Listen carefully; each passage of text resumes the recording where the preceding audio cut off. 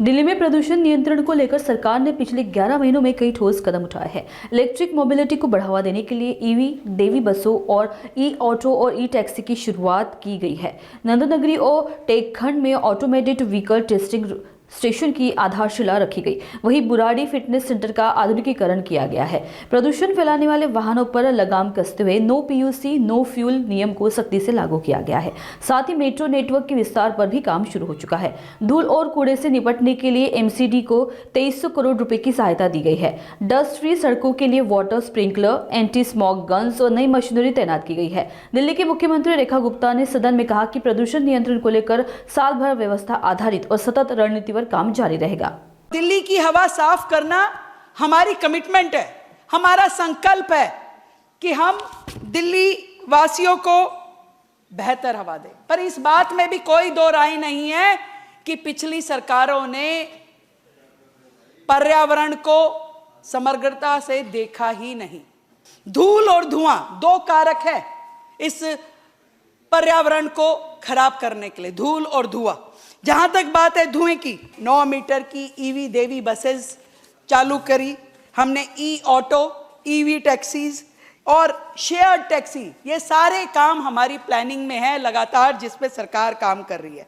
दिल्ली में 1.5 करोड़ व्हीकल सड़कों पे दौड़ रहे हैं, उसमें से कमर्शियल व्हीकल।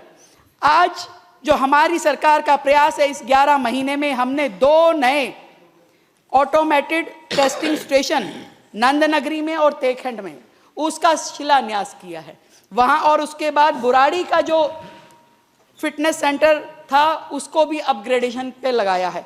इन तीनों सेंटर्स के माध्यम से हमारा टारगेट है कि 2.5 लाख कमर्शियल व्हीकल्स उनकी ऑटोमेटेड टेस्टिंग हो पाएगी, ताकि एमिशन फ्री होकर के वो दिल्ली की सड़कों पे चल पाएं, जो कि पिछली सरकार के कार्यकाल में बिल्कुल जीरो था। No efforts, no PUCC no fuel. हमने पहले ही तय किया कि किसी भी गाड़ी को जिसके पास पॉल्यूशन सर्टिफिकेट नहीं है उसको हम नहीं देंगे फ्यूल, ये बिल्कुल तय है। हमारा लक्ष्य है कि जो आज वर्तमान में मेट्रो 394 किलोमीटर है उसको हम 500 किलोमीटर तक लेकर के जा पाएं। रोजाना मेट्रो में लगभग 35 लाख लोग चलते हैं। चाहते हैं कि सबके माध्यम से हम एक पब्लिक ट्रांसपोर्ट कल्चर डेवलप करें, जहां लोगों को ये शर्म नहीं आए कि मैं मेट्रो में जा रहा हूं, कि मैं बस में जा रहा हूं। उसे ये लगना चाहिए मैं अपनी दिल्ली को संवारने के लिए अपना काम कर रहा हूं, इसलिए मैं पब्लिक ट्रांसपोर्ट में जा रहा हूं बजाय गाड़ी और स्कूटर के। दिल्ली में धूल कम हो, इसलिए हमने 2300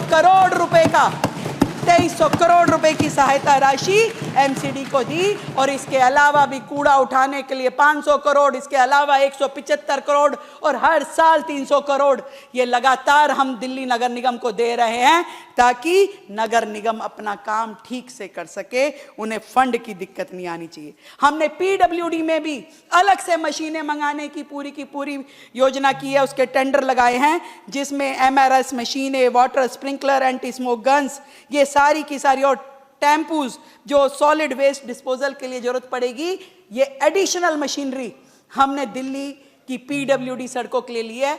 डस्ट फ्री रोड, गड्ढा फ्री रोड, इन सब पे हम काम कर रहे हैं, क्योंकि smooth road, less dust, less congestion, less pollution, ये सारा का सारा, इस सारे चीजों को लगातार दिल्ली सरकार काम कर रही है। ये सब जुड़ा हुआ है। पर्यावरण को बेहतर करना है तो हर दिशा में काम करना होगा और पूरे तरीके से उसको देखना पड़ेगा।